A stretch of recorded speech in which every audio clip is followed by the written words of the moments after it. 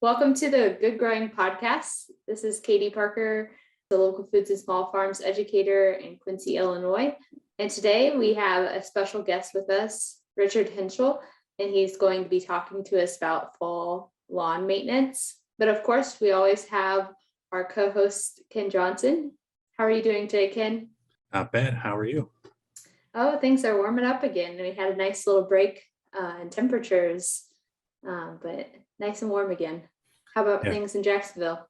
They're warming up a little bit. We went to the state fair Did you? past weekend, so I think it's the nicest weather there's been there since I've been going to it the last few years. So yeah, it was that's still awesome. It's still in the 80s, but a breeze. Right, Yes. That's the difference.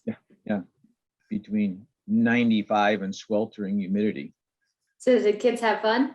they did. So I did some 4-H judging, did the entomology and beekeeping Awesome. for Saturday, Sunday, and wife and kids got to enjoy the the other stuff. So of course we have Richard, the expert on lawn care, with us today. And Richard's going to tell us all about how we can spruce up our lawns and make them look good for next spring, and what we can do this fall to help maintain them. So how are you doing, Richard? Pretty good today. We've also been experiencing a little more mild weather recently, so a lot more comfortable today as it has been the last 3 days, actually. So it's good. Good deal. Good lawn growing weather.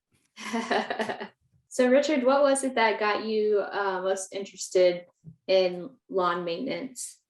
Grew up in the nursery business, small family nursery, and from there, but went to U of I and the degrees, and it's always been while my degrees were kind of in horticulture, ornamental horticulture, turf was always one of those things that floated along right with it. And if you do landscaping, you do sod it or you do seed. So it's just kind of a natural for my learning curve, I guess, when I was in school. And that's just continued to carry through. So I don't do too bad. I'm not the absolute Southern Illinois expert, perhaps, but for central to northern Illinois, I'm not too bad.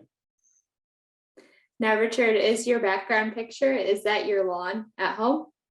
Well, one would hope so, but no, regretfully, that is a picture of the mansion in Springfield and part of their grounds. And it just makes for a kind of a nice, soothing background. So I continue to use it. So that's your second home then? Yeah, that's my summer home. Down here in Southern Illinois. Yep.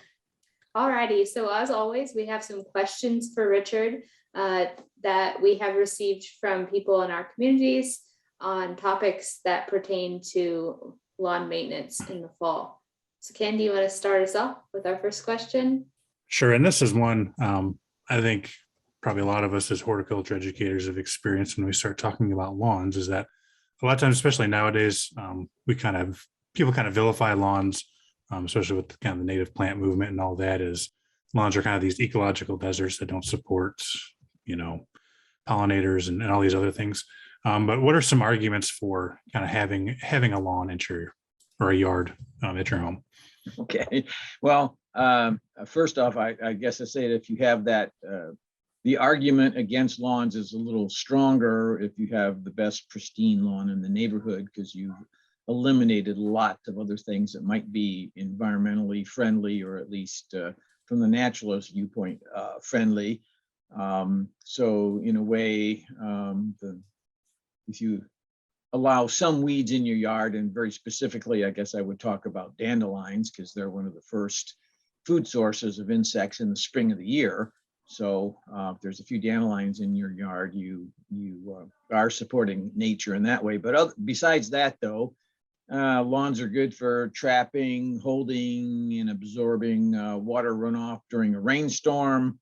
We know that there is something like 12 million tons of dust and debris that in a year nationwide that our turf grabs and absorbs. Lawns produce oxygen that we breathe, just like our trees, shrubs, and evergreens, and our native plants and our perennials and our veggies do. There was a figure a few years back that said 55 square feet of turf can supply enough oxygen for one person for a day. So if you need to justify being able to breathe in and out every day, you can thank part of that is you can thank your lawn. Because lawns use energy and take in carbon dioxide and give off oxygen and use the benefits of what's in the soil for nutrition. We also know that there's a cooling effect that occurs, just like when you drive through the forest preserve in the summertime. The forest preserve seems to be several degrees cooler, and that cooling effect happens in lawns as well. Some additional information that I could share would be about if you took the typical homes of about 8 or 10 homes, that's the equivalent of about 70 tons of air conditioning. So turf makes a difference in terms of cooling. They also absorb about 50% of the radiated heat that hits them from the sun. They absorb that and they use it in transpiration and respiration and the production of food reserves for themselves. So there's some heat absorption that way. I think one of the nicest things that they can do, though, along with all the other things I've talked about, is they're great at improving the soil. When you think about the fact that a grass plant lives and dies and is always regenerating itself practically on a continual basis, that organic matter that falls to the ground, falls to the surface, and the dead roots that occur from time to time really adds to the organic matter content of the soil, and all that is very good in terms of conditioning the soil profile. And then lastly, and I'll just say that depends upon the perceived value of having a lawn, certainly property values. So in the high-end neighborhoods and here in Northern Illinois, lawn is kind of number one. In other parts of the state, lawn might be something that just keeps the dust down, and we're just as happy with that as well. So it depends upon how we're perceiving the lawn, whether or not it's never going to hinder the value, and it will probably only increase the value. So those are some examples I can think of. And I'll say that it's much nicer having kids running through your grass instead of your flower beds too. There you go. A lot less frustrating. Yep. Good to know that my grass is doing something other than just growing. Right. I mean, and clearly from the environmental standpoint, post World War II, when pesticides became a big deal, and we lost the clovers out of our lawn. The clovers were a good food source for our insects and our bees and flies and wasps and things that it's understandable why sometimes, as Ken mentioned, lawns are vilified, so to speak. So all summer we've been seeing a lot of mowing going on, but soon we'll see some different activities going on, as fall is often referred to as one of the best times of year for doing maintenance work to our yards, such as seeding, fertilizing, controlling weeds, and aerating. Mm-hmm. Can you take us through the process of seeding your lawn in the fall? Sure. And just to strengthen your comment about the fall seems to be the better time, when we do our activities in late summer and fall, we're going into cooler, wetter weather. Those are the preferred conditions for grass to grow. When we do some of these same activities in the spring of the year, we are gambling a bit in that we do these activities, and then we hope it doesn't turn hot and dry before, say, the grass is up and we've been mowing it for a couple, 3, 4 times. As it turns hot, it may require even more irrigation and water on our part versus the fall, when we would have typically our fall rains. So that's really the difference, why we talk about why fall might be the preferred time to do a lot of these activities. But let's just say we're talking about doing a lawn here, and it's already the middle of August. For Northern Illinois, the best seeding time is probably right now through about the first week in September. And that's only because we want the grasses up and out of the ground and mowed several times before essentially the killing frost comes when we quit mowing. Central Illinois has again a bit of a slightly different window. We could probably start there in any time, probably in the 1st of August through maybe the middle of September. Southern Illinois has the opportunity to do some seeding work clear even into October before their season shuts off. So it's really you got to be mindful of your local conditions and what part of the state you're in, but fall's still a great time. Another benefit of doing fall seeding is that about 98% of the weed seeds germinate in the spring. So if you are able to sow in the fall and your lawn is up, you have a big head start next spring as to whether or not you're going to have a lawn that has a heavy amount of weed seed germination in it, or has the grass already become competitive enough that that's going to be limited. If you're putting a lawn down for the first time, we always talk about having a soil test done, and that's still advisable. You learn what the soil needs in order to grow your lawn well. Probably the biggest part of that might be the soil pH, the level of alkalinity or acidity. It should be somewhere between 6 and 7. 6.2 to 6.8 might be the ideal, but anywhere close is going to certainly work for lawn seed and get it up and growing. If you're doing that lawn from scratch for the first time, certainly that provides the opportunity to fix it, to fix the soil. If there are amendments needed, if you need to add particular nutritional elements, putting it down and working the soil before you actually do the seeding is really good.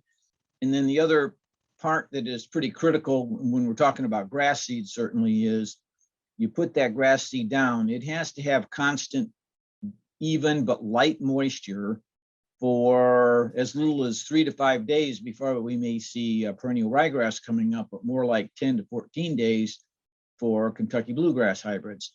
So that whole time that germination process is occurring, the soils need to be kept evenly moist.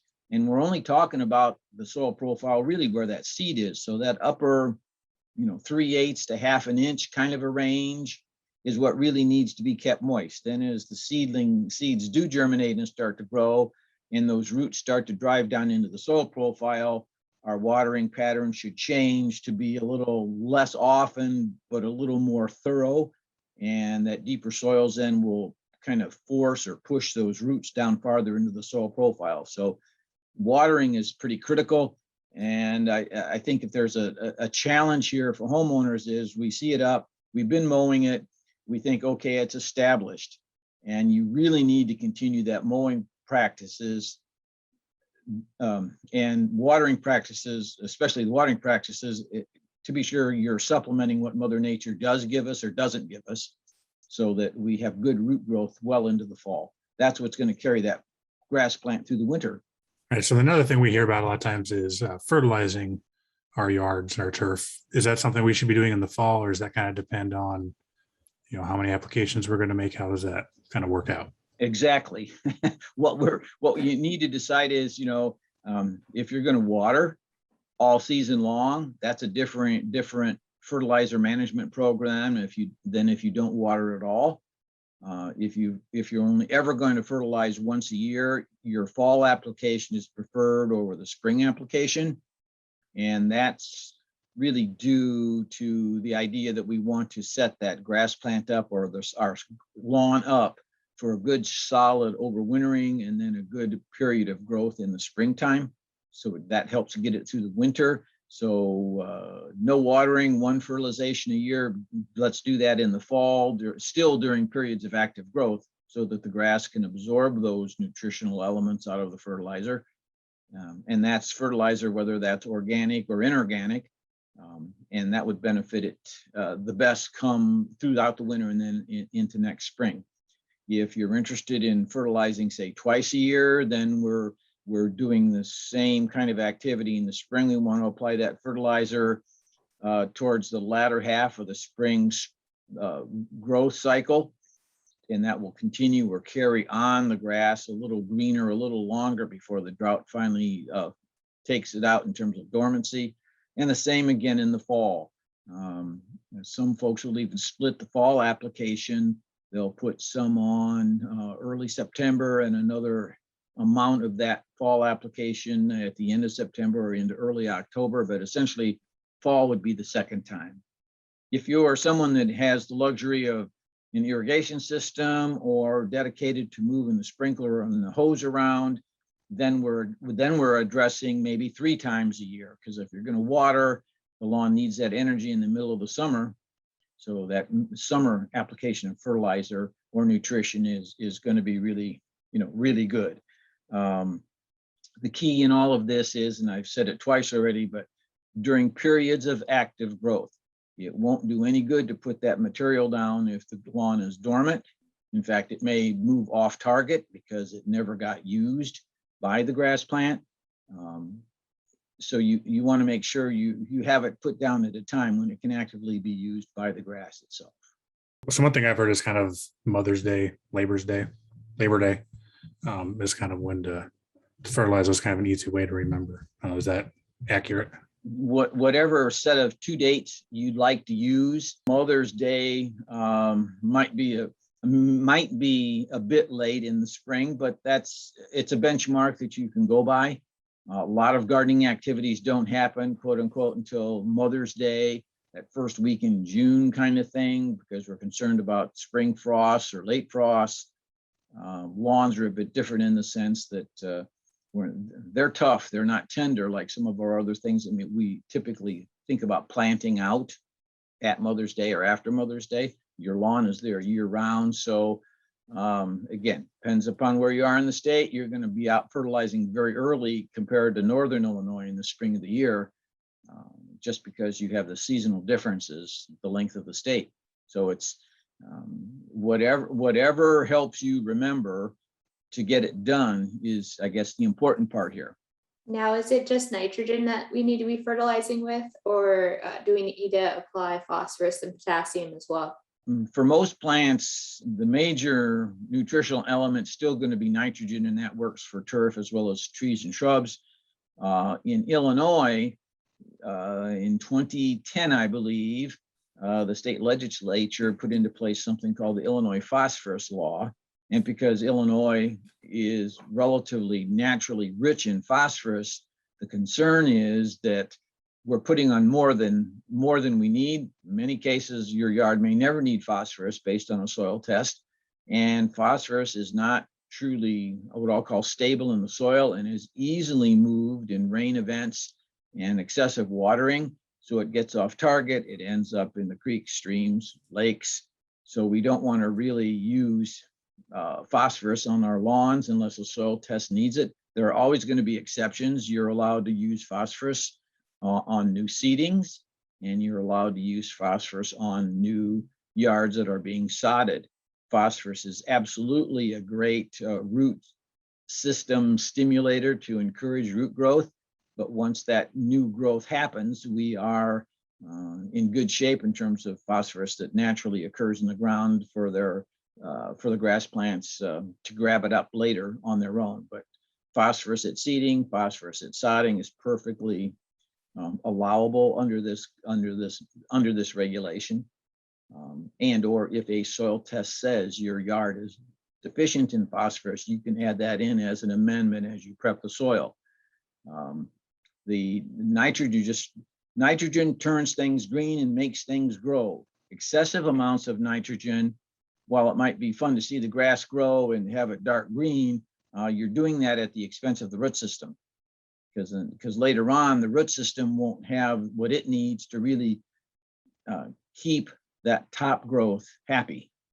So a slower rate of growth, nitrogen-wise, is a bit better. And this is why we talk about limiting the nitrogen applications to about 1 pound per 1,000 per application. That is a rate that allows the grass to green up or the grass to grow, the grass to thicken up, but not at the expense of the root system. So our next maintenance question was, what about lawn aeration? What is it and how do I do it? Okay, aeration is, well, let me back up the boat and say, if we were in our vegetable garden, we dig and turn the soil every year, and there's plenty of oxygen that gets into that profile. We can work a shrub bed or a flower bed and do the same thing.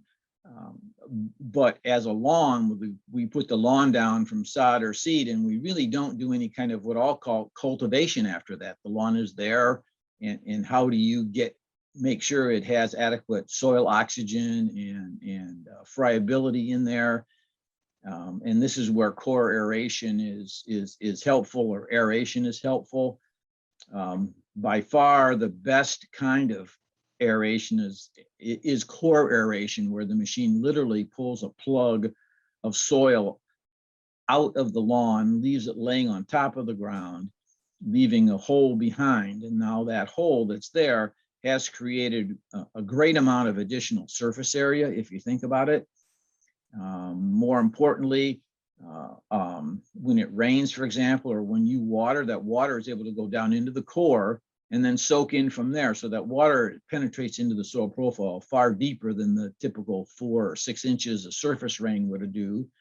And then roots actively grow and take up energy and proliferate in the presence of soil moisture and oxygen, soil air. And of course, that plug then that is removed allows that hollow core to allow soil oxygen down in the ground. That core ought to be, for the typical homeowner, those cores are somewhere between 3 and 4 inches deep.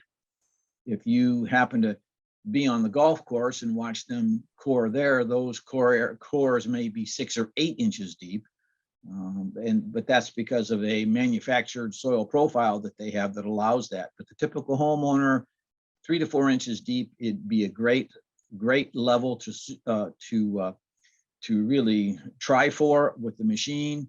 The other thing is you should go in 2 directions with that machine, staying well away from the root zone of shade trees and things. You don't need to be trying to compete and put a hole absolutely everywhere. Not only will the machine suffer, but if you damage a bunch of tree roots, that's not good either. And then those cores are normally left to dry a day or 2, 3 days. And you just, and the next time you mow, the mower just busts them up and you kind of got yourself a mini top dressing. So core aeration is the best to do, but there are machines that they're called spoon aerators that they just kind of scoop down and pop a chunk of soil out. There are knife aerators that just cut a kind of or a slit aerator that just kind of cut a slit through the grass, through the thatch and into the soil. Any kind of aeration is helpful. Core aeration is, the Cadillac of the group. So that's what core aeration is, and really, and what it does. And these are machines that we're not going to own. So we're talking about going and renting them.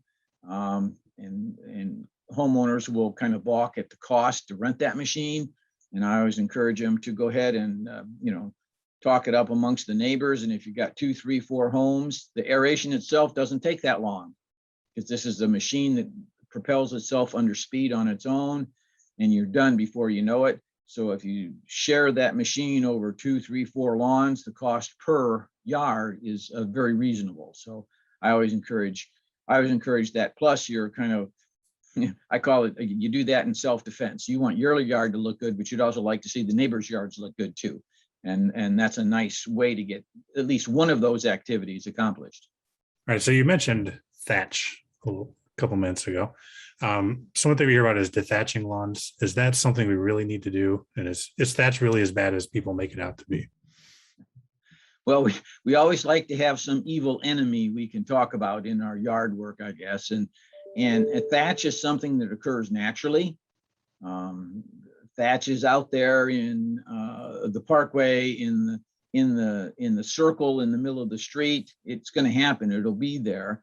Our home lawns, we're concerned if it exceeds about a ½ an inch in thickness, because thatch is one of those items that when it dries, it can kind of get matty.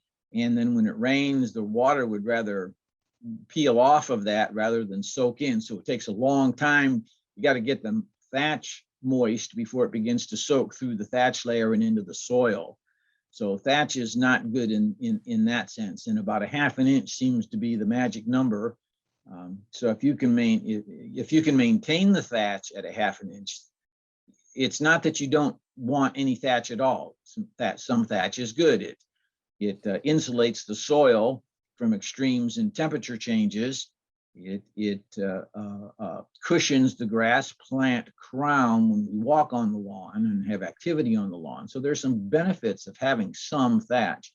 It's just when it gets too thick, the grass root system would rather grow in the thatch layer, because it's like, if you equivalent of, say, peat moss, it's easier to grow in peat moss than it is in mineral soil. The roots will eventually start to grow just in the thatch layer, and that makes it far more prone to drying out, far more prone to insect and disease damage, because there's no backup. There are no roots down in the soil any longer. So that's when thatch really becomes a problem. When it gets that bad, I would point out that a dethatching machine probably isn't what you want to do, because a dethatching machine helps remove some of that dead organic matter, that dead thatch that's there. And if the roots are growing in the thatch layer, one pass over the yard and you realize your lawn and your thatch are in a pile at the edge of the driveway and you have no lawn. So it's a very slippery slope as to whether or not you get to use a dethatcher or not. Dethatching machines, this is my opinion here only, is probably the most destructive activity we can do to a lawn, because of the fact these blades are not stainless steel surgical. They're these dull, mild steel blades. They're not sharp, and they are just brutal when they're talking about removing the unwanted thatch. And the other challenge is dethatching machines are very much adjustable. As I said, some thatch is okay. The goal is not to get the lawn down to the bare ground. The lawn is to remove excess thatch. So it's perfectly okay to leave some behind. And that's quite okay.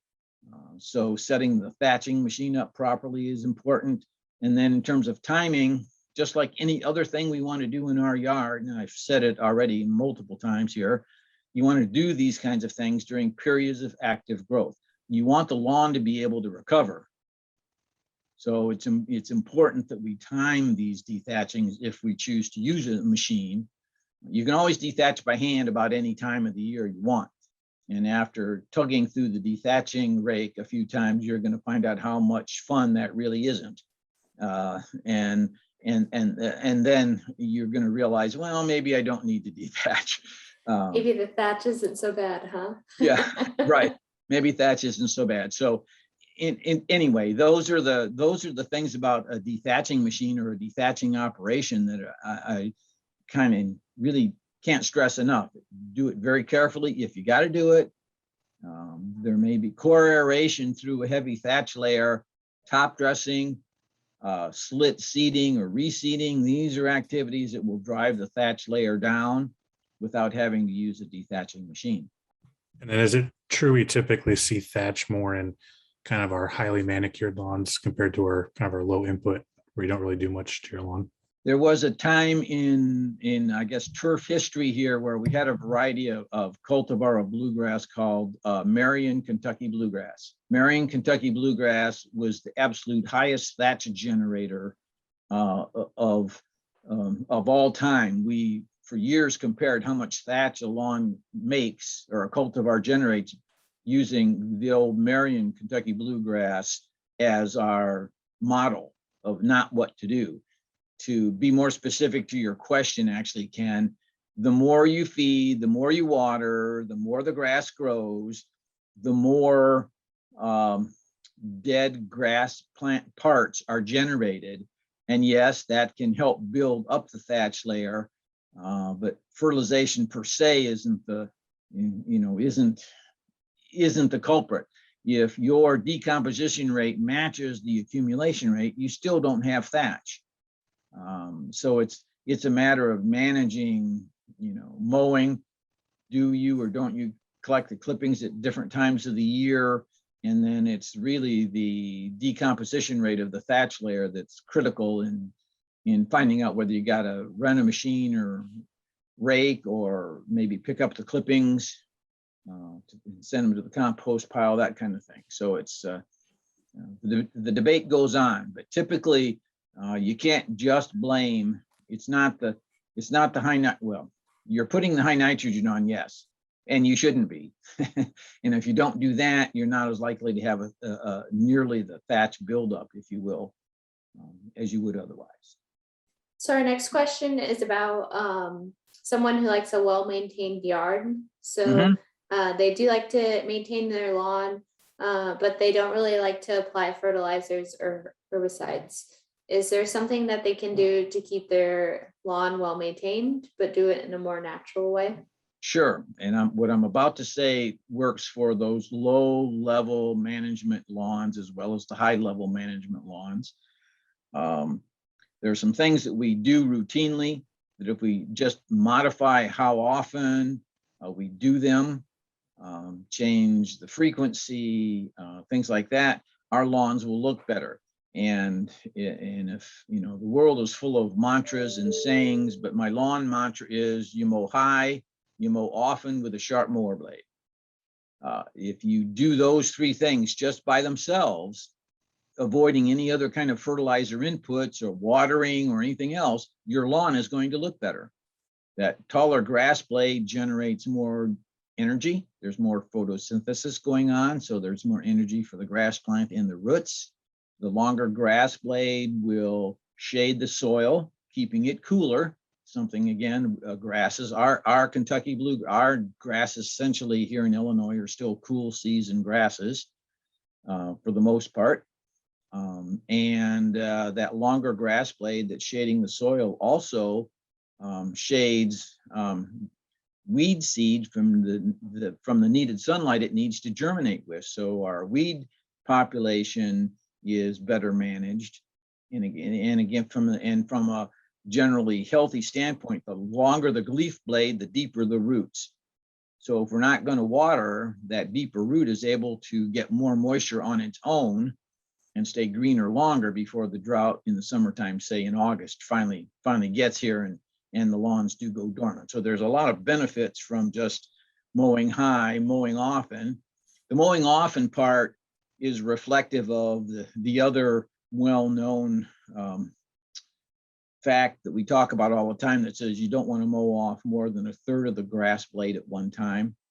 That's the often part. If you maintain that only mowing off 1/3 at a time, you will not slow the plant from growing. It will remain competitive against weed seeds, for example, or if there's a weed present, it remains competitive against the present weed. So the 1/3 rule is probably the worst one, or I shouldn't say the worst one, the hardest one to follow, because most of us think about mowing our lawn once a week, regardless of how much it's grown. So in the springtime, we might need to mow twice a week for a period of time. And in the summertime, maybe less than once a week. There's no purpose in mowing a lawn that is not growing other than to put the mower wheel track marks in the lawn to look like we've done something. In the fall of the year, there's a time again where the lawn's going to have that fall flush, but it's not going to be nearly the length of the flush that we have in the springtime, because in the fall the plant's putting its energy into the roots, and that's far different than seeing that flush growth in the springtime happen above ground. Yet there is going to be a smaller, shorter flush in the fall, though, so we might have to amp up our mowing frequency again in the fall for a short period of time.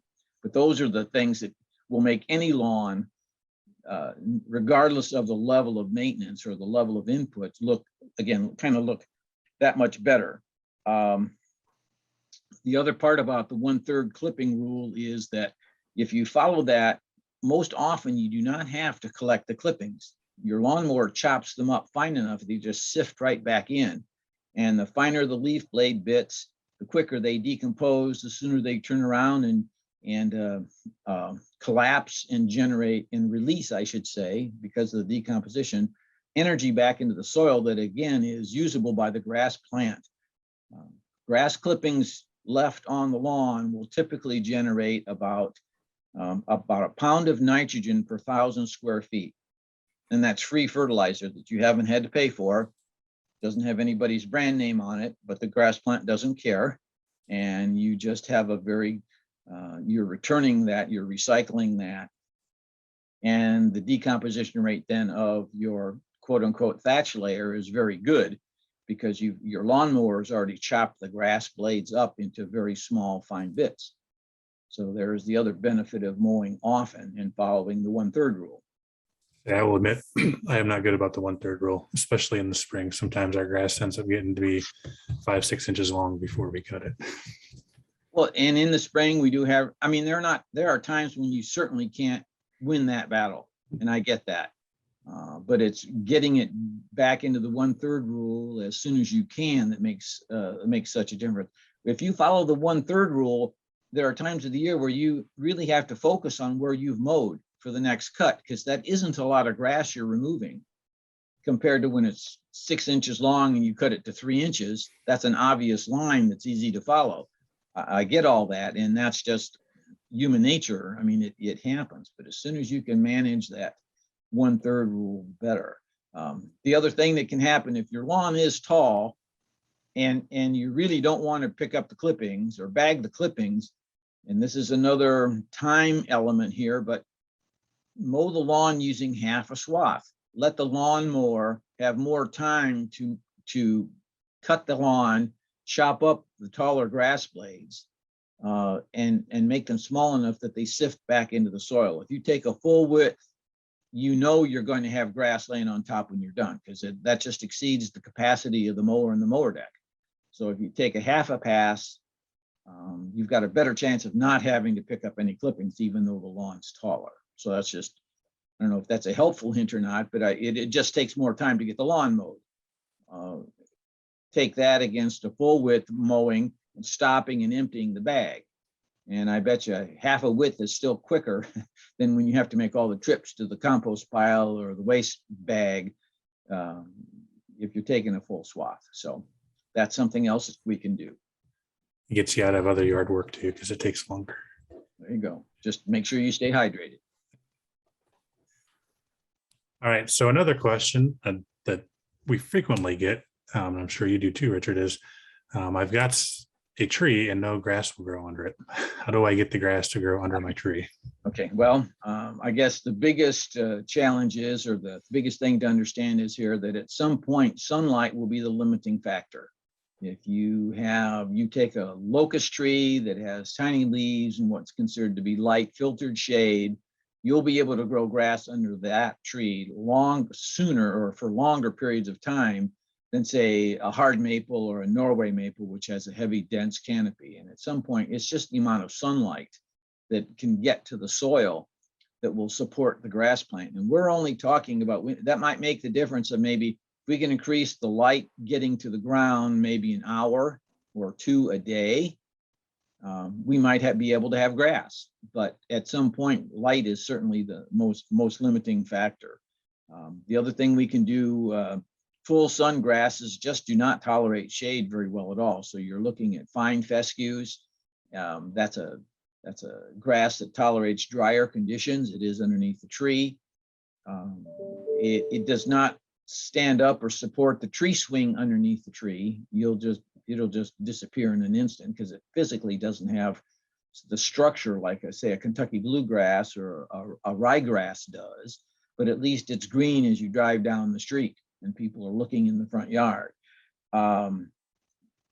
Knowing that trees get taller and wider every year, and that again begins to limit the amount of sunlight that's there. If there's a way to do any canopy limbing up from the base up, if you can reduce some of that limbing or foliages on the lower part of the tree, and can get some more sunlight in there on a daily basis, you'll have better luck about growing grass. The other area that we kind of forget about is if you have a shrub border that surrounds your yard, over the years, it gets bigger and bigger. The canopies get wider and wider, and there's becomes a narrow window of when sunlight can even get in there. So on the shrub borders, maybe there's some renovation or renewal pruning that could be done. Shrub borders are notorious for collecting honeysuckles and mulberries and buckthorn and other things that don't need to be there anyway. And all those just keep sunlight from getting down towards the trunk of the tree. So improving the sunlight is something that is important.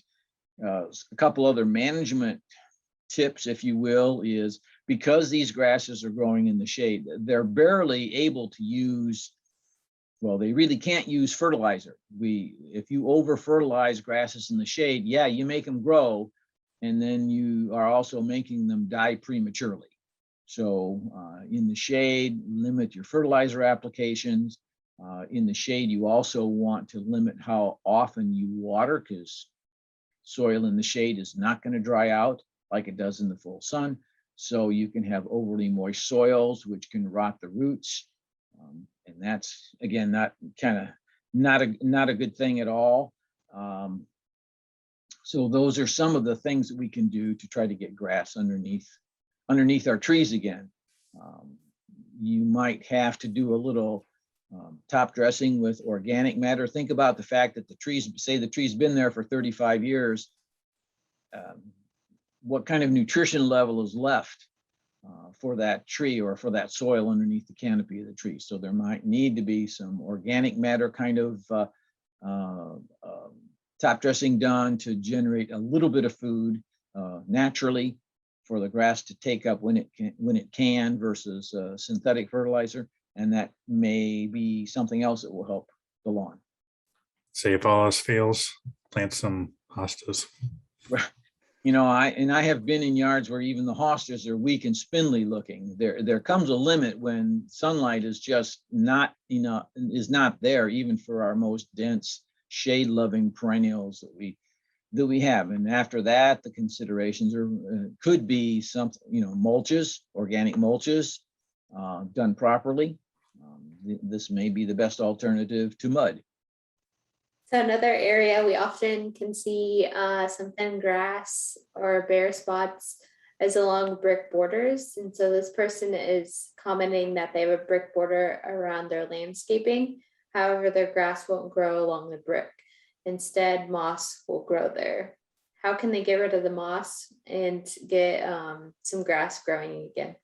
I got to hook that back into the last part of the question. It's usually a condition of sunlight, but also when I hear the word moss and or algae, I think of heavier, moist soils, which is the environment that mosses and algae enjoy. So that might tell me that the soil profile along that area is consistent, remains consistently moist to the extent that grass won't tolerate it.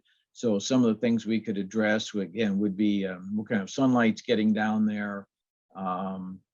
Is that brick border literally acting as a dam and stopping moisture from going from point A to point B, and it's piling up? And is that why it's moist all the time?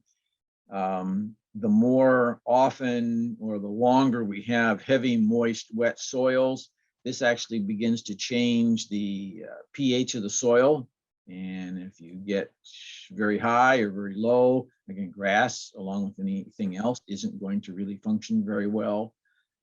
The remedies could include, as I mentioned, maybe creating a little bit more light. They may have to gently modify the grade so that there's the surface water that does end up there has an opportunity to go elsewhere so that area dries out. Managing that water, as I mentioned before, the grade change, as I said, is important. One of the things that happens over time, and maybe a little more so in heavy wet soils, is compaction occurs. And so aeration again may play a part in whether or not you'll be able to grow grass next to that brick edging. If I'm getting the picture right, the shrubs themselves may be providing so much shade just at the edge of the edging, especially if the edging was put in when the plants were younger, and now the shrubs are quite a bit larger, and the edging is not at the outside edge of the bed any longer, but kind of towards the inside of the bed. You just may not have enough sunlight to grow the grass there. That's my thoughts on that anyway. So like your shade under trees, you could always embrace that moss. And for us, north side of our fence is always in full shade, and we've just kind of let the moss grow. And I'm probably the exception here, but I like kind of that look of that big patch of moss. It's nice kind of green carpet there, at least in the spring. In the summer, it doesn't look too great. But you can always embrace that moss. And there are some people I've heard of kind of replacing their entire lawn if they've got a lot of shade and just doing moss as well. So If you travel to countries outside the US, and in particular, say England, where they have a lot of weather that that mosses really like, there are entire garden collections of moss gardens in England that you can go visit on the garden tours. And the entire yard, if you will, anything that might have been grass and is now moss, it's unbelievable to see them. So yes, I agree with you, Ken. Sometimes I'd rather have moss and algae than mud. And that's what happened if you don't, there are certainly remedies to controlling moss. You can buy a product and put it on. But then what have you got? You've typically got open, bare, muddy ground. You're always cleaning up the kids' and the dog's paws. I'd rather have something green there of some substance. Might not be grass, but certainly good alternatives might be those very low level, high moisture plants like mosses and algae. You have to plan a trip to England and do a moss garden tour. That's right. All right. So last kind of question topic we have here. We, and I would include myself as one of these people, we often talk about leaving the leaves where they lie in the fall, because a lot of our insects for pollinators and other insects, both good and bad, will overwinter in those leaves.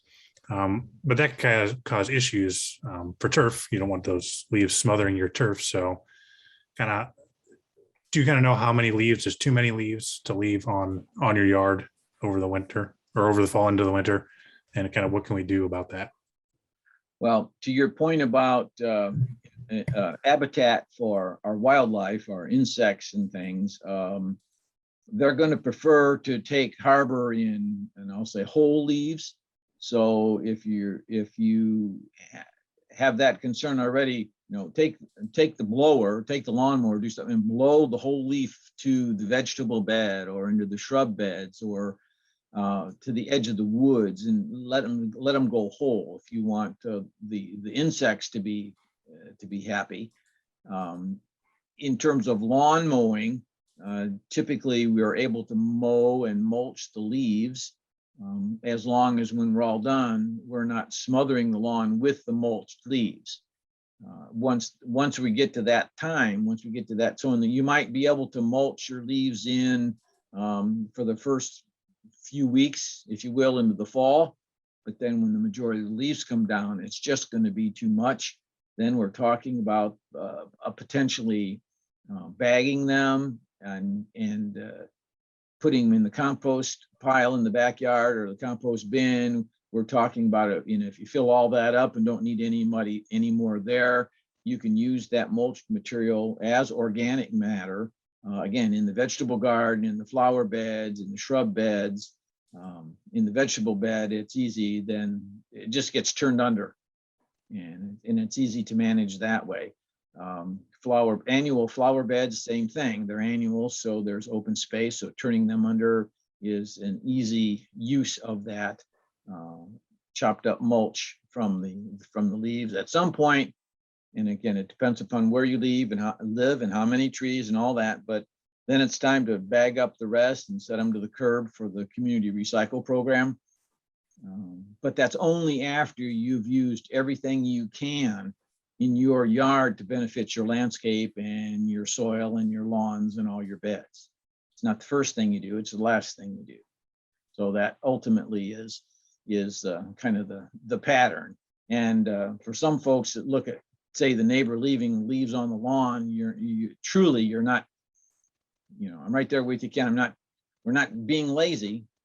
It's a very valuable resource in the home landscape, and the grass will benefit from that chopped up leaves because it's organic matter. There's lots of carbon there. And by the way, a lot of our critters that are in the soil, the microflora, in the soil biome, they really enjoy and have to have carbon in order to increase themselves and be healthy. So getting that organic matter, getting that carbon back into the soil profile is a great thing to do. The folks that try to do things organically, including lawn care, one of their goals is to incorporate carbon back into the soil profile, because the carbon and the bioflora and the microbes live and die. And in doing so, they provide the nutrition for the grass root. It's not coming from a fertilizer bag anymore. It's coming from the soil profile itself. So those are very necessary things if you're being organic about what you're doing in terms of lawn care. So have any callers called in? You got any other follow-up here that I can begin to talk about, or have I missed a point or two for us here today? I think you pretty well covered it. Yeah, no callers. No callers. All righty. All right. Well, And if there are any other callers that do call in, or anybody has any questions, Richard does have a website called Lawn Talk, Lawn Care for Northern Illinois. So that webpage for that will attach in the, we'll show the link for that in the show notes. So be sure to check that out, as there's a lot of great information there. I know the website says for Northern Illinois because that was its origins many, many years ago, but so much of the care and culture and the fertilizer information and the management questions, irrigation, those kinds of things, it applies statewide. It's not something that's special to Northern Illinois. All we do is change the time of the year that we might be doing them. And again, to reinforce all that, typically we're doing things in our lawn when the lawn can recover. So the lawn has to have, you're going to core aerate, you're going to top dress, you're going to reseed. You want to do that just as or just before the lawn has a natural flush of growth, say in the fall of the year. So any of these practices that's talked about on that site function statewide. It's a good site. Thanks for mentioning it. Yeah, absolutely. It's one I use a lot, so it's always good to share with others. All right. Well, thank you, Richard. That was a lot of great information. Hopefully people learned a lot and start taking a little bit better care of their lawns this fall. Again, high, mow often with a sharp mower blade, and you're good to go. You're gold. All right. Thanks all. The Good Growing Podcast is produced by Wendy Ferguson. It is usually edited by Chris Enroth, but you're stuck with Katie and I. So if you have any complaints about the editing, contact one of us. Katie, thank you as always, for being on today. Yeah, thank you. Hopefully we'll have Chris back maybe in a couple weeks. Yes. If he can get out of jail or jury duty. Hopefully our fearless leader will be back. Next week, we will have a show. I'm not entirely sure what. It'll be a surprise, but it will definitely be good. I promise you that. And to all of you listening, thank you for doing what you do the best and listening. And if you're watching on YouTube, watching. And as always, keep on growing.